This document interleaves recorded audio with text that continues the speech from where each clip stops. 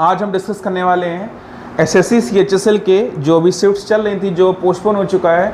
तो आज की शिफ्ट है 12 अप्रैल, ठीक है। आज की शिफ्ट में हम जितने भी इंपॉर्टेंट क्वेश्चन थे केवल हम उस पर डिस्कस करेंगे, चाहे वो एडवांस के हों चाहे वो अर्थमेटिक के हों, ठीक है।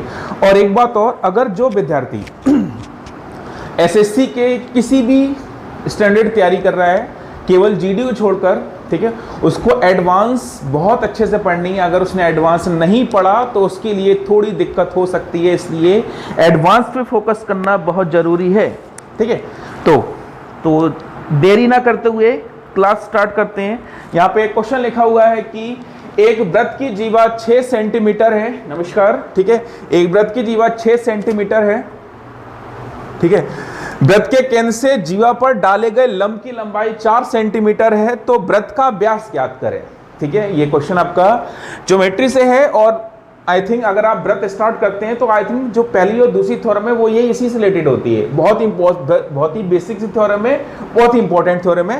तो सबसे पहली बात, अगर आप ज्योमेट्री पढ़ रहे हैं आपको वहां पे ट्रिक्स नहीं होती है, इसलिए वहां पे जितनी थ्योरम से आप याद रख सकते हैं उतने ही आपके लिए बेनिफिट रहेगा, ठीक है।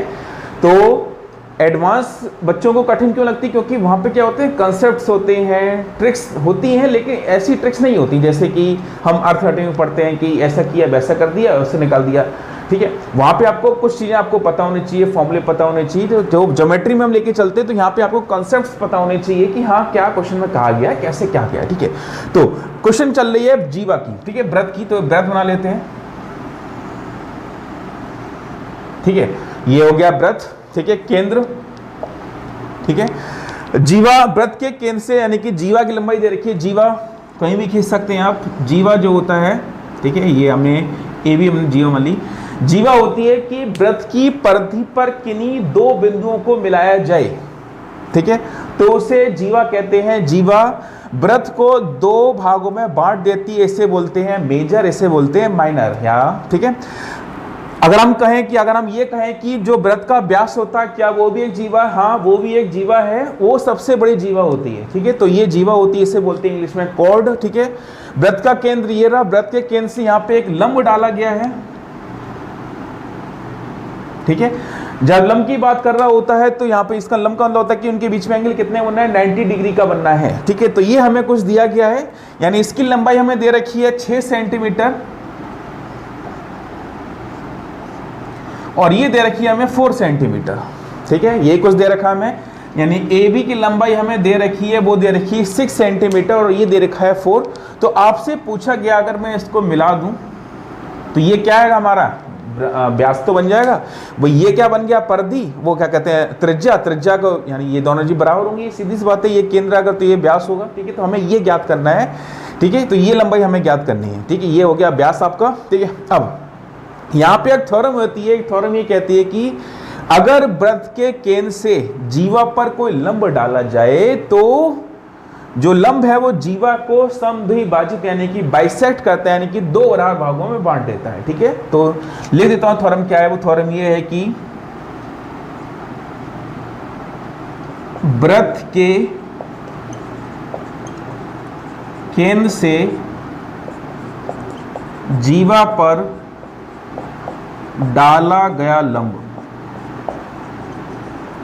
जीवा को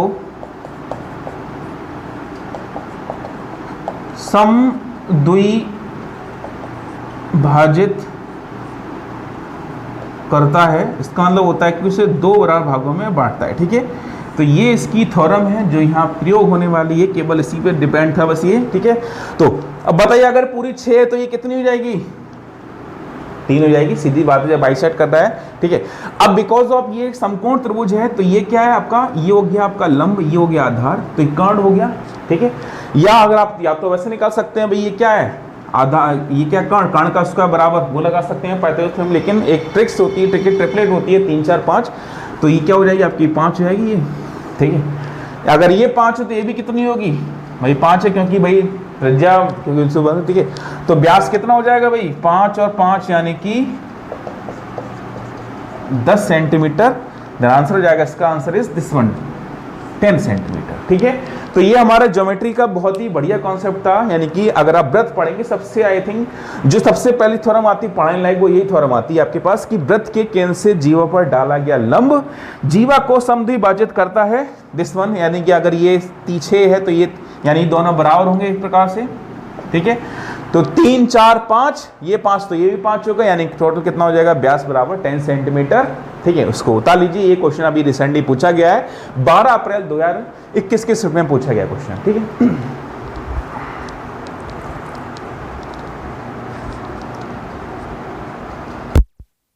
क्वेश्चन लिखिए, ठीक है। अगला क्वेश्चन दिया गया है, सिंपल सा क्वेश्चन है, बहुत ही आप तुरंत कर लेंगे इसको। लाभ यानी अनुपात समानुपात का क्वेश्चन है। यहाँ दिया गया है कि कुछ राशि को, ठीक है, 3 व्यक्ति हैं ABC में बांटा गया है, 2:3:7 के अनुपात में बांटा गया है। यदि B का हिस्सा 15,000 रुपए हो तो A और C के हिस्से का अंतर ज्ञात करें। ऑप्शन है 10,000, 25,000, 5,000, 35,000, ठीक है। करिए, अब तक तो आंसर आ भी चुका होगा क्योंकि इतना क्वेश्चन ज्यादा कठिन है नहीं, नॉर्मली सा क्वेश्चन है। क्या दे रखा है उससे आपसे निकाल लीजिए, ठीक है। यहाँ दिया गया है कि ABC का हिस्सा अनुपात दे रखा है वो 2:3:7 दे रखा है। आपसे पूछा गया है कि B का हिस्सा दे रखा है और A और C के हिस्से का अंतर ज्ञात करना है, ठीक है। तो B का हिस्सा यहाँ कितना दे रखा है, 3, लेकिन क्वेश्चन में कितना दे रखा है, 15,000, ठीक है। तो हम ये कह सकते हैं कि 3 बराबर 15,000 हो जाएगा, ठीक है। अब तो A और C के हिस्से का अंतर कितना आ रहा है, 5 आ रहा हो, 7 से 2 गया 5, ठीक है। अब जब 3 बराबर 15,000 है, ठीक है, तो एक का मान कितना 5,000 हो जाएगा, 5,000 से इसमें गुणा कर देंगे, कितना हो जाएगा, इसका आंसर इज 25,000 रुपए इसका आंसर, ठीक है। Option number B is correct, ठीक है। ट्राई करिए, ये क्वेश्चन अलजेब्रा का है और ये क्वेश्चन इतना इंपॉर्टेंट चला है, जो भी लगभग 4 या 5 एग्जाम हुए थे, 12 13 14 15 जो भी है, मतलब हर वेरिएंट में हर शिफ्ट में इसी टाइप का क्वेश्चन जरूर अवेलेबल था। तो इस टाइप से क्वेश्चन की प्रैक्टिस बहुत करें, भर भर के करें, ठीक है। इसमें इस टाइप से क्वेश्चन की, ठीक है। तो क्वेश्चन अलजेब्रा का है। यहाँ पे एक चीज दी गई है कि ये एक द्विघात समीकरण दी गई है और ये निकालना, यानी कि यदि हमको दिया गया यदि x² - 6√3x + 1 बराबर 0 है तो x³ + 1/x³ का मान क्या होगा, एंड ऑप्शन आर हियर, ठीक है। चलिए, यदि x² - 6√3x + 1 बराबर 0 हो तो x³ + 1/x³ का मान ज्ञात करें। करिए इस क्वेश्चन को, फिर कराता हूं इस क्वेश्चन को, जब तक ट्राई करिए आप लोग।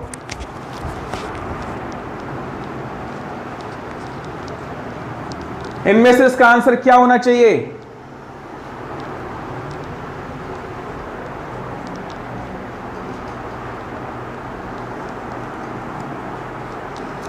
चलिए करते हैं स्टार्ट, ठीक है।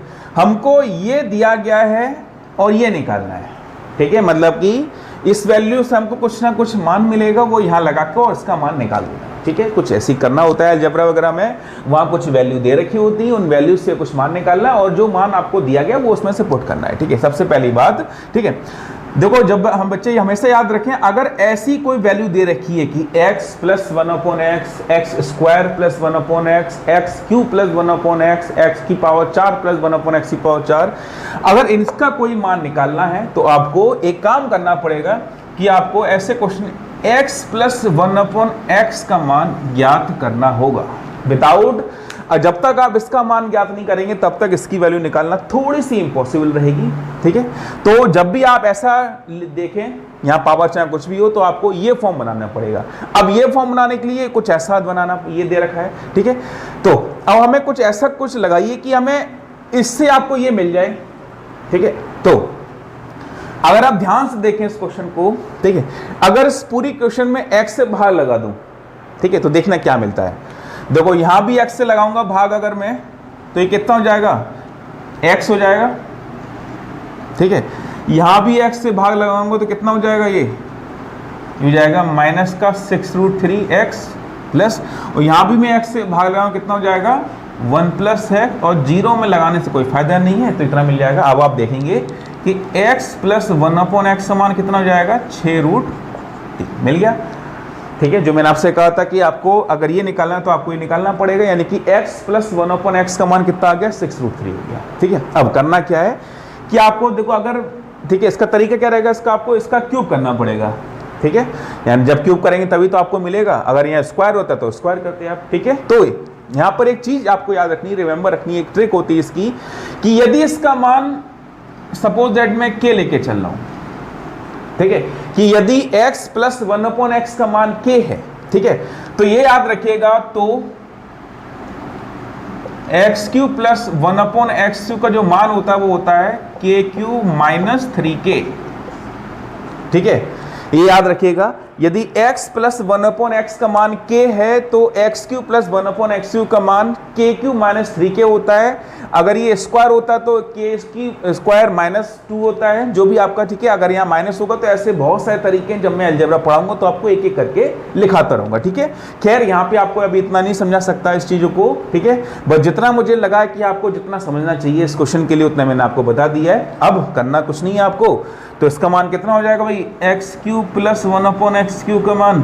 ठीक है, ये तो आपका क्या बन चुका है, k बन चुका है, यानी क्या हो जाएगा, ठीक है, यानी 6√3 का होल क्यूब और माइनस 3 × 6 = 18√3, ये हो जाएगा इसका मान। 6 का क्यूब, ठीक है भाई, 6 × 6 × 6, ठीक है, और ये √3 का क्यूब तो √3 तो 3 हो जाएगा। तो 6 का क्यूब होता है वो होता है 216। ठीक है, उसमें आप 3 से गुणा करेंगे, ठीक है, तो कितना मिलेगा, ये हो जाएगा 648√3 माइनस 18√3, जो मिलेगा आपको 630√3, और ये इसका हो जाएगा final answer, option number C is the right answer. ठीक है, एक बार देख लीजिए एक बार फिर से। ठीक है, तो मैंने आपको बता दिया कि अगर आपको ये फॉर्म चाहिए तो आपको ये पता होना चाहिए, आप इसको अब ये लेके आना है। अब ये आपके ऊपर है कि आप इसको कैसे ला सकते हैं, किससे लगाना है भाग। ठीक है, ये प्रैक्टिस से आएगा कि कैसे करना पड़ेगा। ठीक है, तो देखिए एक बार क्वेश्चन को ओवरव्यू किए।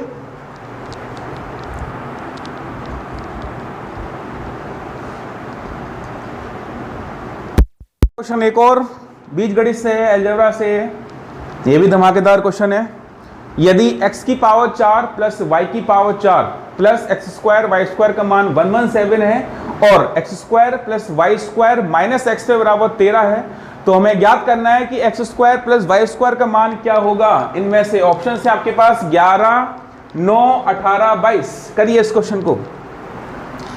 यदि x की पावर 4 प्लस y की power 4 plus x² plus y² बराबर 117 है तथा x² plus y² minus x बराबर 13 है, तो x² प्लस y² का मान ज्ञात करें। चलिए,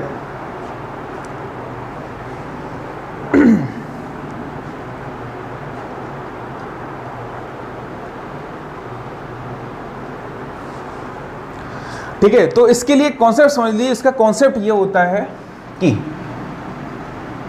x की पावर 4 प्लस y की पावर 4 प्लस x² और y² का जो मान होता है, ठीक है, यानी इसकी जो कारण इसको फैक्टर करें, यानी इसके गुणनखंड करें, तो गुणनखंड हमें क्या मिलते हैं, एक ब्रैकेट में मिलता है x² plus y² plus xy, और एक ब्रैकेट में मिलता है x² plus y² minus x, ये मिलता है आपको।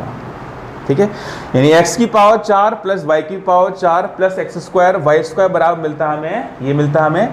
इसका फैक्टर जो होते हैं वो फैक्टर ये होते हैं x² plus y² plus x। इसको मैं ऐसे लिख दे रहा हूँ, यहाँ समझ में नहीं आएगा। इसको जो फैक्टर होते हैं वो होते हैं x² plus y² plus xy, और एक ब्रैकेट में x² plus y² minus x, ये इसके फैक्टर होते हैं। ठीक है, अब हमें देखेंगे आप यहाँ इसका मान दे रखा है, इसका मान दे रखा है, क्या ये मान ज्ञात नहीं कर सकते आप? बिल्कुल कर सकते हैं। इसका मान हमें कितना दे रखा है, x² plus y² plus xy, minus हमें माइनस xy का मान दे रखा है। कितना दे रखा है, वो दे रखा है 13 आपको। ठीक है, तो जब आप इसका मान ज्ञात करेंगे, ठीक है, यानी कि जो हम x² plus y² plus xy का मान ज्ञात करेंगे, तो यही तो कहेंगे आप कि ये अपॉन ये, यानी कितना हो जाएगा 117/13, यानी कितना हो जाएगा 9। ठीक है, तो हमें क्या मिल गया कि x² plus y² minus x बराबर 13 जो हमें गिवन था, और ये हमने मान निकाल लिया, वो जाएगा 9। अब कुछ नहीं करना आपको, इसको घटा जोड़ देना है तो ये कट जाएगा, कितना हो जाएगा ये 2x² प्लस y² बराबर 13 और 9 हो जाएगा 22। तो हम ये कह सकते हैं तो x² प्लस y² मान कितना हो जाएगा 11, ये इसका आंसर था क्योंकि 2 से 1 कटेगा 11 बार। तो option number is a is correct, answer is 11। ठीक है, तो देख लीजिए इस कॉन्सेप्ट को, बहुत ही मजेदार कॉन्सेप्ट है इसका। ये इसका गुणन फैक्टर होते हैं, इसी बेसिस पे चलना है पूरा। ठीक है, तो देखिए इसका तो आंसर आएगा इसका 11।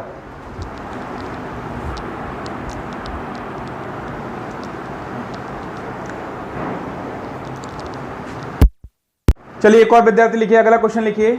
एक व्यक्ति दो वस्तुओं को समान मूल्य पर खरीदता है।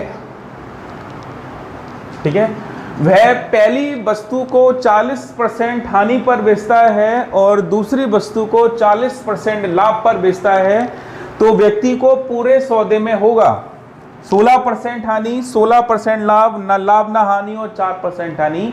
अगर आप ध्यान से देंगे तो इसका कॉन्सेप्ट जो मैंने अपनी पहली क्लास में बता रखा था कि यदि वे कोई व्यक्ति है वो समान मूल्य पर खरीदता हो, यानी कि यहाँ पे सीपी क्या है वो समान है। ठीक है, आप देखेंगे यहाँ पे क्या है, दोनों वस्तुओं की क्या है, सीपी जो है समान है। ठीक है, और फिर मैंने कहा था आपसे यदि वो पहली वस्तु को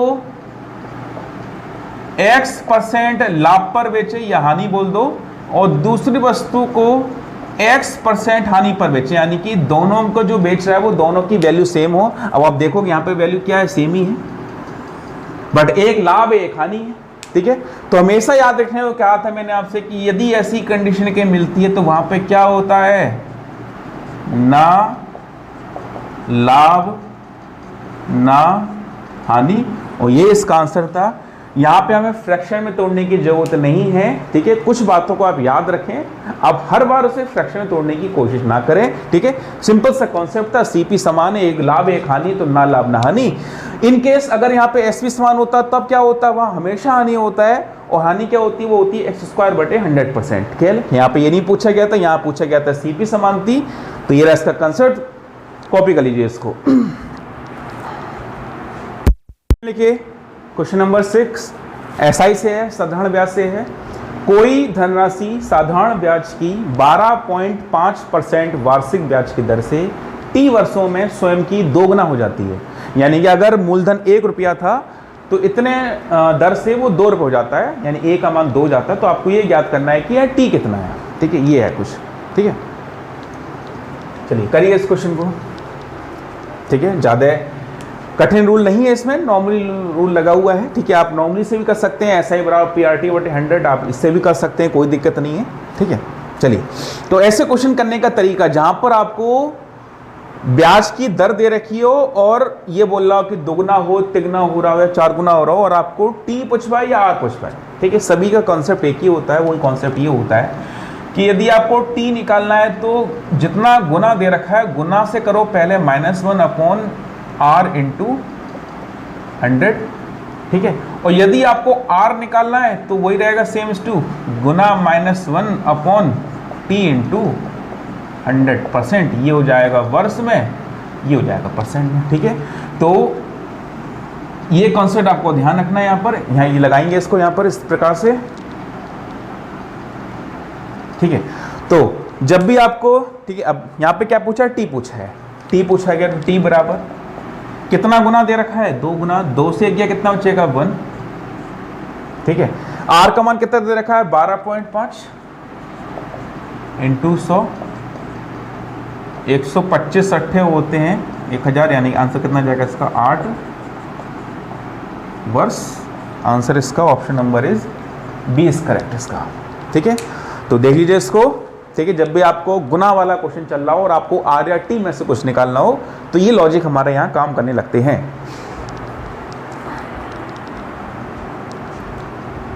क्वेश्चन औसत से है, यदि ए बी सी का औसत 30 है।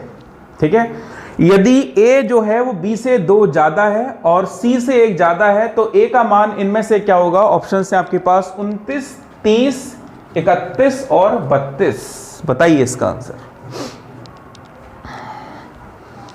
इस बार CHSL में बहुत हाई क्वेश्चन नहीं पूछे गए, बहुत बढ़िया बढ़िया क्वेश्चन आए थे।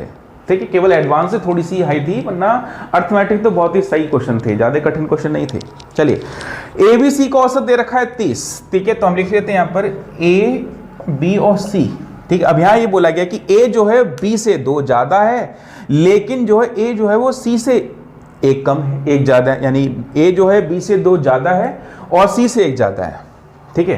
तो हम ये मान सकते हैं, अगर ए को आप x मान लें तो b कितना हो जाएगा भाई, x माइनस 2 हो जाएगा। अब देखो आप, a b से 2 ज्यादा है, ठीक है, और ये कितना हो जाएगा, x माइनस 1 हो जाएगा। देखो कंडीशन मैच हो जाएगी भाई, a अगर x मान लेते हैं तो b कितना हो जाएगा, कम है। अब इस केस में आप, क्योंकि क्वेश्चन को आप उल्टा लेके चल रहे हैं, इसलिए आपको विपरीत वैल्यू माननी पड़ेगी। ज्यादा है तो माइनस लेके करते हैं, कम होता है तो प्लस करते रहे, ठीक है। अब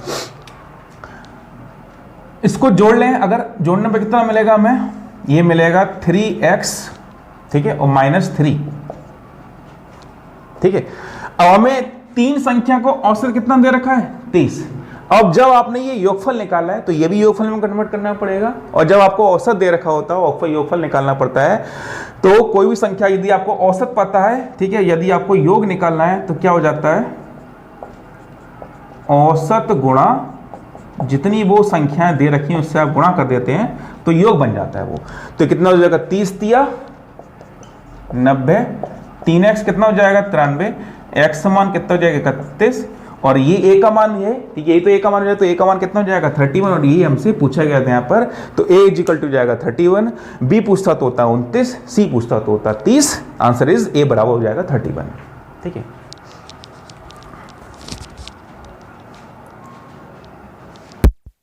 मेंसुरेशन का है, 2D का क्वेश्चन है। एक आयत की लंबाई चौड़ाई की 5 गुना है, यदि क्षेत्रफल 3125 वर्ग सेंटीमीटर हो तो आयत का परिमाप ज्ञात करें, ठीक है। 225 सेंटीमीटर, 300 सेंटीमीटर, 350 सेंटीमीटर, 325 सेंटीमीटर, करिए इस क्वेश्चन, ठीक है। आयत यानी रेक्टेंगल एक 2D आकृति होती है, 2D फिगर है, ठीक है। ये एक आयत है, यानी कि जो आप बोर्ड देख रहे हैं ये एक आयत प्रकार का है, ये एक आयत है, दिस इज लंबाई, दिस इज चौड़ाई, ठीक है, ये रहेगा, ठीक है। आपसे बोला गया कि लंबाई चौड़ाई की 5 गुना है, यानी कि अगर चौड़ाई आप x मान ले तो ये कितना हो जाएगा 5x हो जाएगा, ठीक है, ठीक है। तो इसका जो क्षेत्रफल होता है वो होता है लंबाई गुणा चौड़ाई, ये होता है इसका क्षेत्रफल, ठीक है। तो लंबाई आपकी ये, तो कितना हो जाएगा क्षेत्रफल 5x² हो जाएगा, लेकिन हमें दे कितना रखा है 3125 दे रखा है, ठीक है। 5 से ही कटेगा, 5 1 30, 5 10, 55 25, तो x मान कितना हो जाएगा भाई 25 मिलेगा भाई, x² बराबर 625 हो जाएगा, x इक्वल टू हो जाएगा 25, ठीक है। अब हमें निकालना है क्या है, परिमाप निकालना है। परिमाप क्या होता है, वो होता है इन चारों भुजाओं का योगफल, ठीक है भाई। 5x तो ये भी 5x होगा, यानी 10x, ये कितना हो जाएगा 12x हो जाएगा, तो परिमाप कितना हो जाएगा भाई, वो हो जाएगा 12x, यानी कि जो भी क्वेश्चन देखो, अब आप देखो जो भी, अब देखो यहाँ 12 आ रहा है, यानी जो भी ऑप्शन 12 का मल्टीपल होगा वो इसका आंसर ला सकते हैं। तो 12 दूनी 24, 12 पंजे 60, ये हो जाएगा। अब आप सॉल्व करना चाहते हैं तो 12 गुणा 25, यानी कितना हो जाएगा, इसका answer is 300 centimetre, option number B, ठीक है। तो मेंसुरेशन में आप क्या करते हैं, वहां पे ट्रिक्स तो होते नहीं, बट हाँ थोड़ी बहुत ये होता है कि ऑप्शन की मदद से आप, यानी कि थोड़ा आप सॉल्व कर लें और थोड़ा आप ऑप्शन की मदद से उसको सॉल्व करने की कोशिश कर लें, तो आई थिंक थोड़ा सा जल्दी आप कर सकते हैं, ठीक है। देख लीजिए इस कॉन्सेप्ट को। एक वस्तु का सूची मूल्य 7280 रुपए है, 30% छूट पर बेचने से दुकानदार 12% का लाभ कमाता है, तो वस्तु की लागत कीमत क्या होगी, ठीक है। यही क्वेश्चन आपको मैंने कल कराया, सबसे पहले मेरा क्वेश्चन यही था। और देखो मैंने आपसे पहले भी कहा था, ये क्वेश्चन इस मतलब डिस्काउंट चैप्टर से अगर आपने ये नहीं पढ़ा, यहीं से स्टार्ट करते हैं, और यही बहुत सबसे इंपॉर्टेंट होता है, ठीक है। यानी इस टाइप का लॉजिक जो होता है वो हर एग्जाम में कहीं ना कहीं आपको जरूर देखने को मिलेगा, और वो दिख गया, ठीक है। चलिए क्वेश्चन करते हैं, ठीक है। तो मैंने आपको बताया था कल, क्या था आपका, वही MP/CP का जो लॉजिक होता है वो क्या होता है बेटा, वो होता है 100 plus profit percent upon 100 minus discount percent के बराबर होता है। जो चीज दे रखी है लगा लो। MP कितना दे रखा है 7280 रुपए, सीपी आपको कुछ पता नहीं है, ठीक है। प्रॉफिट कितना हो रहा है भाई 12, यानी कि 112 हो जाएगा। छूट कितनी दी गई 30, यानी कितना हो जाएगा 70 आपका, ठीक है, कुछ ऐसे हो जाएगा। बस काटम पेटी करनी है। 112 से पूरा पूरा कटेगा क्योंकि आंसर पूरा पूरा आ रहा है, तो ये कटेगा 65 बार कटेगा और x समान कितना हो जाएगा भाई 65 गुणा 70, ठीक है। तो ये हो जाएगा आपका मान मिलेगा 0 7 5 35 का 5 4 7 42 3, यानी कि 4550 रुपये। Option number C is the right answer. देख लीजिए इस क्वेश्चन को एंड करते हैं अगला क्वेश्चन। क्वेश्चन एक और अलजेब्रा से है, ठीक है। यदि x minus y minus z बराबर 0 हो तो x square plus y square plus z square upon y square plus x z का मान कितना होगा। ऑप्शंस हैं 1 2 3 4। बताइए, करिए इस क्वेश्चन को।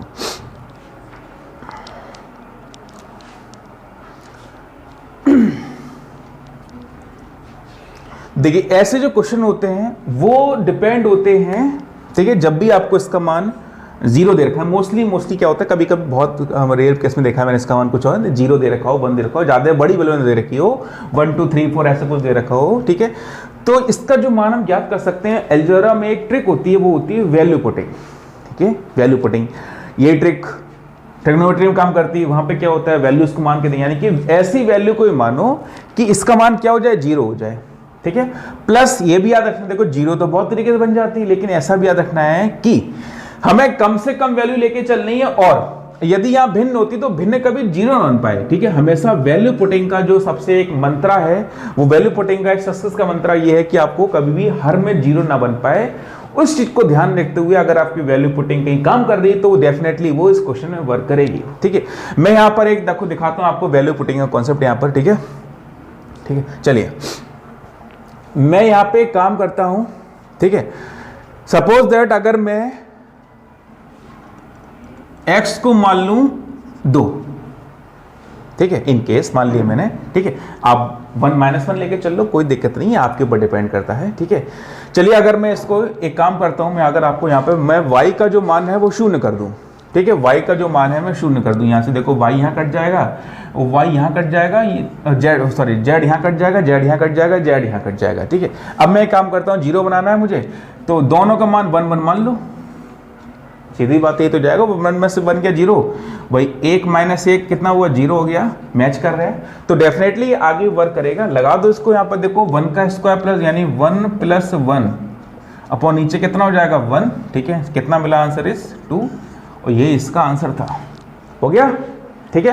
तो ऐसे क्वेश्चन में हम यहाँ पर देखिए, देखो बस हम देखो मैंने जेड को 0 क्यों किया, क्योंकि मैंने यहाँ पर इसका मान रख के देखा तो ये कटने दे पाए, यानी कि हर का मान 0 नहीं बनना था, इसलिए वैल्यू पुटिंग मेथड है, ठीक है। तो इस कंसेप्ट को समझिए, वैल्यू पुटिंग कंसेप्ट अलजेब्रा में बहुत ही स्पेसिफिक रोल प्ले करता है, ठीक है, ये ठीक है। बस वैल्यू पुटिंग कंसेप्ट ये होता है कि आपको कम से कम वैल्यू लेके चलनी है, वैल्यूज को सेटिस्फाई कराना है जितनी भी इक्वेशन दे रखी हैं, प्लस कभी भी हर में 0 बन पाए। तो मैंने क्या किया, मैंने z को कर दिया 0 हर जगह, क्वेश्चन में भी आंसर में भी, ठीक है। तो क्या मिला, तो आंसर मिला आपको 1 + 1/1, यानी कि आंसर हो जाएगा 2 इसका आंसर, ठीक है। देखिए इसका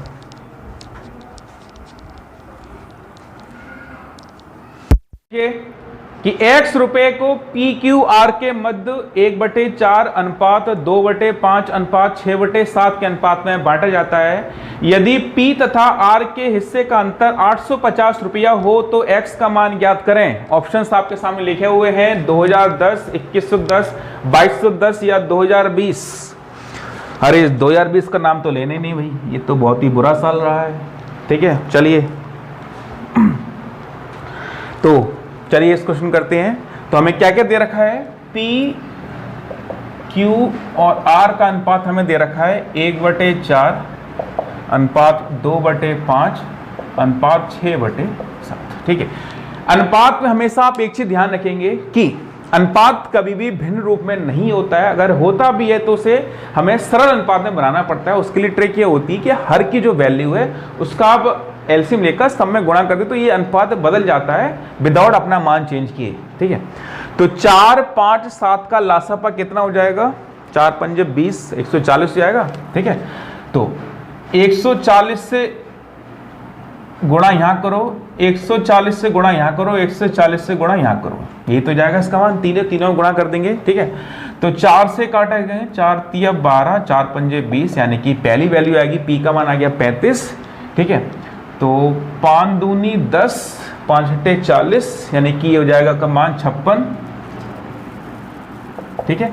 और 7 से कटेगा आपका 20 बार, यानी कि 120 बार, यानी कि अनुपात कितना आ गया, पी क्यू आर के बीच में अनुपात 35 अनुपात 56 अनुपात 120, ठीक है। अब हमें क्या गिवन है, पी और आर का अनुपात कितना अंतर दे रखा 850। क्या यहाँ पे अंतर कितना आ रहा है, 120 से 35 बचेगा, आपका बचेगा 85, तो अंतर आ रहा है 85, लेकिन दे कितना रखा है हमें भाई 850, ये तो दे रखा है, ठीक है। हमें क्या निकालना है, कुल राशि निकालनी है, ठीक है। तो कुल धनराशि कितनी हो जाएगी, ये तो आप जोड़ना पड़ेगा इन्हें। तो 35 प्लस 56 प्लस 120, ये मिलेगा आपको 211। ये क्या है आपका भाई, ये 100 रुपये तो दे रखा है इस क्वेश्चन में, ठीक है। जब यहाँ पे इसका मान 0 हो रहा है तो यहाँ भी क्या लगाना पड़ेगा, 10 से गुणा कर देंगे, कितना जाएगा, इसका आंसर इज 2110 रुपये। और यही हमसे पूछा गया, तो option number B is the right answer, ठीक है। तो ये कुछ ऐसे क्वेश्चन थे जो टॉप 10 क्वेश्चन जो, ठीक है, जो रिसेंटली अभी 12 अप्रैल की शिफ्ट में पूछे गए। ऐसे बहुत सारे क्वेश्चन पूछे गए थे, ठीक है। कुछ बहुत अच्छे भी थे, कुछ ट्रिकी भी थे, लेकिन ओवरऑल ये देखा गया, ये पाया गया कि अर्थमेटिक का जो सेक्शन था वो इतना कठिन नहीं था, ठीक है, केवल कंसेप्ट वाइज था, ठीक है, बस, ठीक है। तो इन क्वेश्चन को ध्यान से देखिए, अगली ऐसी सीरीज आपको मिलती रहेंगी बहुत अच्छी अच्छी, ठीक है। तब तक के लिए गुड नाइट।